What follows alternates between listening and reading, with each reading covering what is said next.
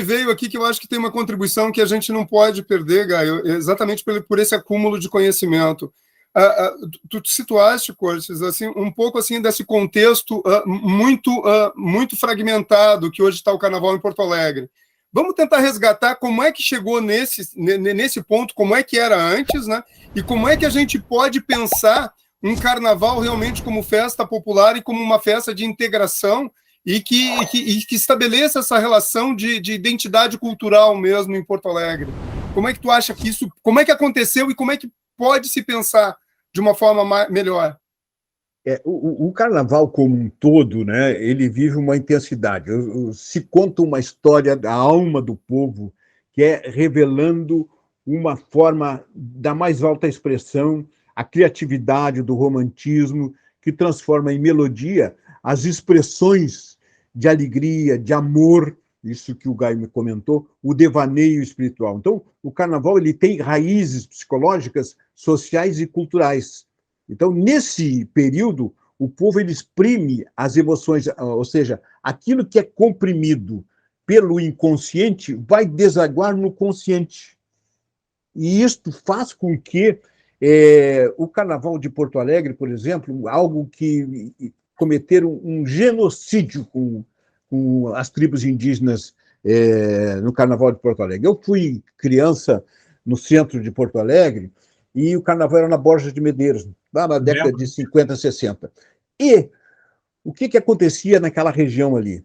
O Carnaval da Borges, nós tínhamos 17 tribos carnavalescas. Ou seja, cada uma contava uma história de uma tribo brasileira que existiu. Na realidade, ou ficção, tinha bororós, caetés, guaranis e tantas outras. 17! Sabe quantas tem hoje? Uma. E assim mesmo com o nome de tribo americana, Comanches. Ou seja, somente tinha esse trabalho de tribos aqui, e lá no norte e nordeste tinha também alguma coisa de tribo, mas aqui era mais forte. E era tão forte, Alexandre, por isso a peculiaridade dessa pergunta muito profunda, que vinham assistir o Carnaval de Porto Alegre pessoal do Chile, do Peru, da Argentina, do Uruguai, do Paraguai. Ocupavam as arquibancadas aqui na Avenida Borges de Medeiros, bem na esquina onde fica com a Rua da Praia. Eles lotavam as arquibancadas ali, porque era uma coisa diferente, não era carnaval de escola de samba do Rio de Janeiro, não era o carnaval da Bahia, era um carnaval que mostrava a essência de um povo. Depois, com o trabalho do Giba Giba, na Academia de Samba Praiana, ele resolveu criar o trabalho de alas na década de 60, final da década de 60, e a Academia de Samba Praiana mostrou o quê? O luxo, aquilo que o Joãozinho 30 dizia que quem gostava de pobreza era o rico e o pobre gostava era de riqueza.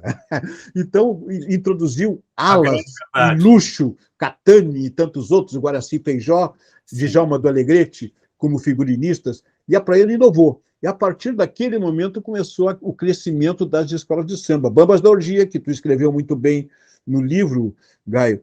Bambas da Orgia, Imperadores do Samba, cada uma com 20 e tantos títulos aí. Bambas da Orgia tem, Alexandre, Bambas da Orgia tem 82 anos. Quais empresas no país duram 82 anos? Raras, né? A Sociedade Floresta Aurora tem 150 anos. Fez 150 anos agora, em 31 de dezembro, tinha o Bloco de Intocáveis, da entidade do qual eu fui presidente. Então, tudo isso, eu penso que eu respondo a ti, essa força do povo. Eu era, quando o guri ainda, antes de ir morar no centro, eu morei no Morro do Menino Deus, na Rua Dona Gabriela, 143, esquina com a Barão do Cerro Largo. E tinha o Xim, que era um negro que saía nas tribos, e eu ficava encantado vendo ele com aquele rosto pintado, aquelas penas e tal. Eu ficava encantado com aquilo ali. E ali tinha a Academia do Morro, da família Lucena, que já era um tipo de samba de morro em si. Então, essa era a participação do povo. E eu via o pessoal, não tinha o tamborim, não era de atarrachar, coisa nenhuma. Botava no fogo para esticar o tamborim, o surdo, o próprio pandeiro, tudo isso o povo fazia. E quando eu fui presidente do Floresta Aurora, os tamborins, o cacheta, como chamam aqui no Sul, foi um senhor que fez, que era sargento do Exército e que fazia na casa dele lá os tamborins para o Bloco dos Intocáveis do Floresta Aurora. Isso é muito interessante, porque é toda uma artesania que se tem, né? Toda uma indústria própria que gera emprego, que cria arte, né? É uma cadeia cultural. Uma cadeia cultural. Te escutando, Cortes, eu senti assim, ó, que esse histórico que tu traz nos motiva a resgatar, porque já havia o embrião de se fazer, então, um carnaval de Porto Alegre, um carnaval do Mercosul, né? Sim, Bom, sim, nós sim. estamos chegando já no final deste programa, né? Deixa eu só fazer um registro aqui bem rápido, já que tu Com mencionou no Mercosul, eu sempre aproveito essas oportunidades para dizer isso. Por que o Mercosul não dá certo nunca? Porque ele fica colocando o mercantilismo em primeiro lugar, o comércio. Ele tem que se envolver culturalmente. A cultura da Argentina, a cultura do Uruguai está casada com a cultura do Rio Grande do Sul.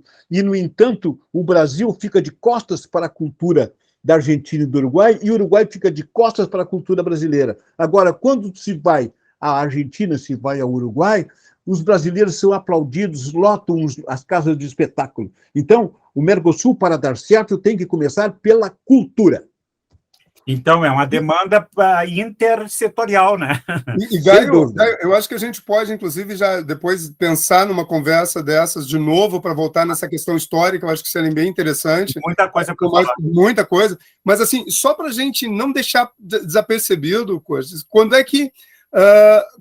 que começa a haver essa segregação, essa exclusão do carnaval daí para...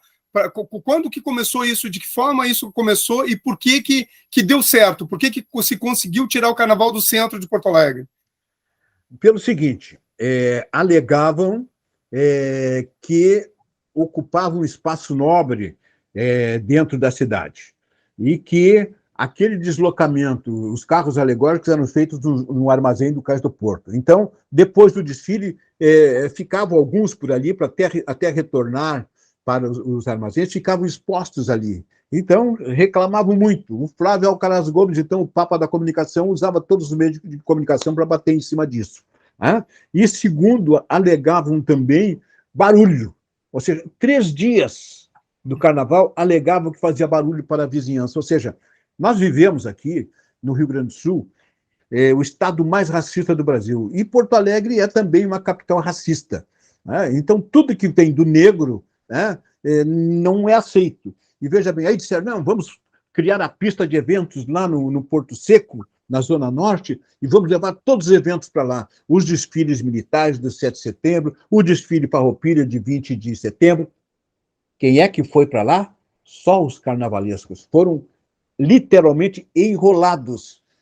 Prometeram, não, nós já vamos construir as arquibancadas. Até mesmo o que estava provisionado de recursos, Alexandre, para iniciar o primeiro setor de arquibancadas, foi desviado para a construção de um crematório, início de um crematório.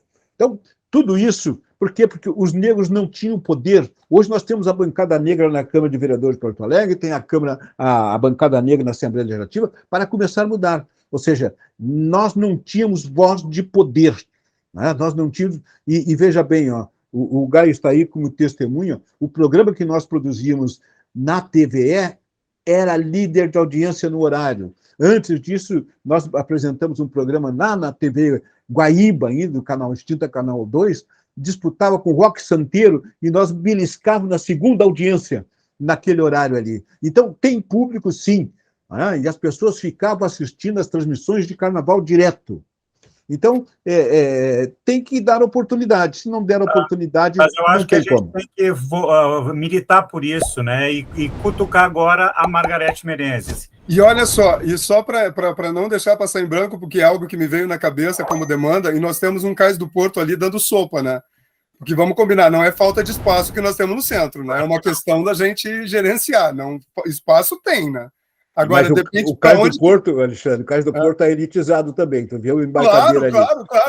Quem é que frequenta ali? É por isso que eu acho que essa é uma briga boa. Por isso que briga boa vale a pena a gente vamos retomar em outra oportunidade, então, te agradeço. Em seguida, a gente volta no próximo encontro, no próximo sábado, para falar de psicanálise, direito de família, né? E, de novo, mais uma propaganda aqui do livro do Cortes, que eu tive a honra de participar, que tem uma abordagem dessas questões simbólicas ligadas ao carnaval, né?